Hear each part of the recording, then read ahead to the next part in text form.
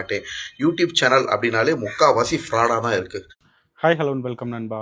இது உங்கள் திரு விலாக்ஸ். என்னடா திரு விலாக்ஸ்னு பேரை வச்சுட்டு விலாகே போட மாட்டேன்னு நீங்கள் நிறைய பேர் நினச்சிருப்பீங்க. கூடிய சீக்கிரம் போடுறோம். இன்றைக்கி யாரை பற்றி பார்க்க போகிறோன்னு பார்த்தீங்கன்னா, அழுகுன தர்பூசணின்னு சொல்லிட்டு ஒருத்தர் இருக்கான். இப்போ என்ன பண்ணியிருக்கான்னு பார்த்தீங்கன்னா, மொத்த யூடியூபரை பற்றியும் தப்பாக பேசியிருக்கான். யூடியூபர் எல்லாரும் வந்து ஒரு மாதிரி அவங்கெல்லாம் வந்து வியூஸ்க்காண்டி இப்படி ஏமாற்றி சம்பாதிக்கிறாங்க, ஏமாற்றி ஊடகங்கள் வந்து கோர்ட்டு ஜட்ஜு கிடையாது, ஓகேங்களா? ஸோ பிழைக்கிறாங்க, நடக்காத விஷயத்த பூரா சொல்கிறாங்கன்னு. நடந்த விஷயங்களை மட்டும்தான் வந்து நாங்கள் சொல்லியிருக்கோம். யூடியூப் சேனல்கள் நிறைய வந்து போலியான செய்திகள், ஃப்ராடுலண்டான நியூஸை வந்து சோசியல் மீடியாவில் ஸ்ப்ரெட் பண்ணிக்கிட்டு இருக்காங்க. திவாகர், நீங்கள் விஜய் டிவியில் பிரச்சனை பண்ணதை சொல்லியிருக்கோம், நடக்கிற விஷயங்களை சொல்லியிருக்கோம். நீங்கள் நடக்காத விஷயங்களை பூரா சொன்னாங்க யூடியூபர்கள். சில வந்து அது வந்து நீங்கள் ஒரு வார்த்தையை யூஸ் பண்ணியிருக்கீங்க பார்த்தீங்களா? என்ன இன்டர்வியூ எடுக்கிறப்பலாம் என்னோட மூளைக்கு எட்டினதை மட்டும் தான் நான் பேசுறேனே தவிர, இவங்க ஸ்கிரிப்ட் எல்லாம் கொடுத்தாங்கன்னா நான் அதை பேசவே மாட்டேன். அது என்னமா அப்ப கொஞ்சம் கூட வெக்கப்படாம பேசிட்டேன். அந்த வார்த்தையை நான் யூஸ் பண்ண வேண்டாம்னு பார்க்குறேன். நீங்கள் வந்து இந்த வார்த்தையை யூஸ் பண்ணதுக்கு முன்னாடி ஒரு விஷயத்தை யோசிச்சிருக்கணும். நீங்கள் இப்போ வந்து எப்படி ஃபேமஸ் ஆனீங்க? இன்ஸ்டாவில் லூஸ்தனமாக வீடியோ போட்டதுனால ரொம்ப ஃபேமஸ் ஆகிட்டீங்களா? நீங்கள் வளர்த்து விட்டீங்க, நீங்கள் வளர்ந்து விட்டீங்க. நல்லா தெரிஞ்சுக்கோங்க மக்களே. என்ன பார்த்து மக்கள் ரசிச்சாங்க, நிறைய வியூஸ் போக ஆரம்பிச்சிச்சு. இல்லை, ஒவ்வொரு சேனலாக உங்களை கூப்பிட்டு இந்த மாதிரி லூஸ்தனமாக பண்ணும்போது உங்களை கூப்பிட்டு இன்டர்வியூ எடுத்தாங்க யூடியூப் சேனல்ஸ். அதில் தான் நீங்கள் வந்து ஃபேமஸ் ஆனீங்க. இல்லாமல் வந்து நீங்கள் வந்து இன்ஸ்டாவில் வீடியோ போட்டு அப்படியே ஃபேமஸ் ஆகலை. அப்படி இன்ஸ்டாவில் வீடியோ போட்டாலே ஃபேமஸ் ஆயிடுவாங்க அப்படின்னு சொன்னால், இந்த ஒருத்தர் சிரிங்க சிரிங்க சிரிச்சுக்கிட்டே இருங்க, அவர் ஃபேமஸ் ஆகிருக்கலாம். ஏகப்பட்ட பேர் ஆயிருக்கலாம். உங்களை மாதிரி கிடைச்ச ஃபேமை கரெக்டாக யூஸ் பண்ணது இந்த தங்கப்பாண்டி, ஜிபி முத்து, ப்ளஸ் வந்து பார்த்தீங்கன்னா இந்த நிறைய பேர் இருக்காங்க. அவங்கெல்லாம் வந்து அடுத்தடுத்து சினிமா வாய்ப்புகளை நோக்கி போயிட்டாங்க. நீங்கள் ஒரு ஆள் உங்களுக்கு சினிமா வாய்ப்பு கிடைச்சும் ஏன் தெரியுமா அந்த 2 சீன் 3 சீனு அந்த நான் தான் நடிகன், நான் நடிக்கிறதா நடிப்பு நீங்கள் நினைக்கிறீங்க பார்த்தீங்களா? அதனால தான் வந்து நீங்கள் வந்து இன்னும் முன்னேறாமல் இருக்கீங்க. அதை விட்டுக்கிட்டு உங்கள் மேலே தப்பு வச்சுக்கிட்டு யூடியூபர் எல்லாரும் தப்பு, யூடியூப் சேனல் நடத்துகிறோம் அப்படின்ற ஒரு போர்வையில் வந்து பார்த்தீங்கன்னா யூடியூபர் எல்லாரும் தப்பு. இங்கே பாருங்க, ஒரு வீடியோ எடுக்க முடியல, மழை டைம்னால பூச்சியாக சுற்றிட்டு இருக்கு. ஓகே, ஒரு இது யூடியூபர் எல்லாரும் தப்பு, யூடியூபர் எல்லாரும் தப்புன்னா ஏன் நீங்கள் தப்பே பண்ணாத உத்தமரா திவாகர்? உங்களை பற்றி சொன்னால் கல்யாணம் ஆகலான்னு சொன்னீங்க, உங்களுக்கு கல்யாணம் ஆயிருக்குன்னு வந்து வீடியோ போடுறாங்க. நீங்கள் அந்த ஃபோட்டோவை எடுத்து போட்டாங்க. நீங்கள் சொன்னீங்க அது ஏஐன்னு. அதை பார்த்தா ஏஐன்னு கண்டிப்பாக தெரியல, சொல்ல முடியாது. அது ஏஐ கிடையாதுங்கிறது 100% உறுதியாக தெரிஞ்சு போச்சு. நீங்கள் வந்து ரொம்ப நல்லவர், பெண்கள்கிட்ட நாங்கள் அப்படிலாம் நடந்துக்கிட மாட்டோம் அப்படி இப்படின்னு சொன்னீங்க. ஆனால் நீங்கள் எப்படி நடந்துக்கிட்டீங்கிறது எல்லாருக்குமே தெரியும். நீங்கள் பிக் பாஸ்லேயே வந்து எப்படி நடந்துக்கிட்டீங்கன்னு எல்லாருக்கும் தெரியும். இப்போ வந்து ஒரு யூடியூபரை பற்றி தப்பாக பேசுறதுக்கு உங்களுக்கு என்ன தகுதி இருக்குது நான் கேட்குறேன்.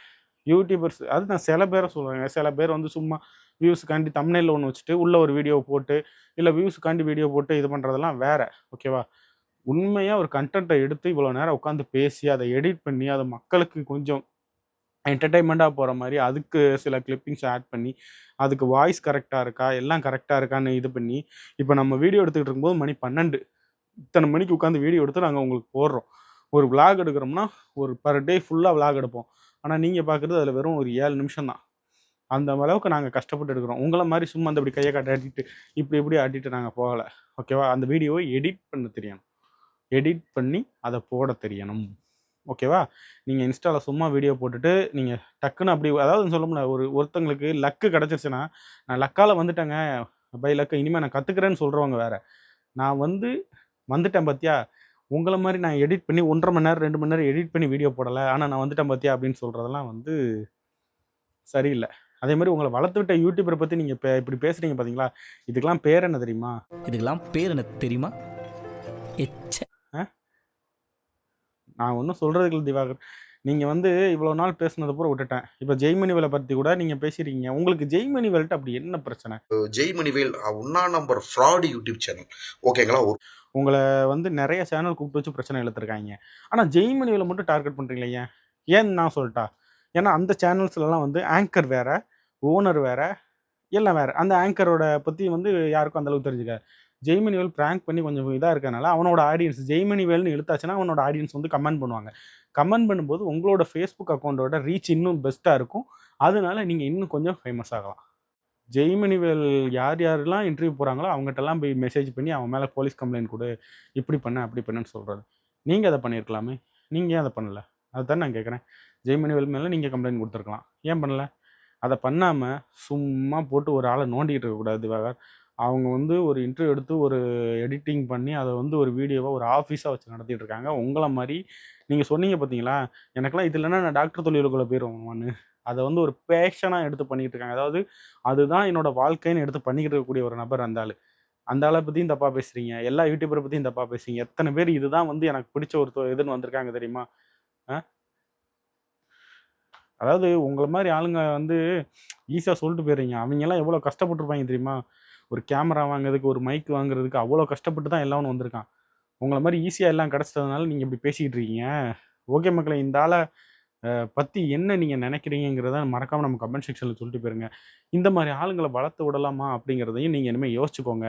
நன்றி, வணக்கம். அடுத்து வ்ளாக் சீரியஸில் முடிஞ்சால் கூடிய சீக்கிரம் சந்திப்போம்.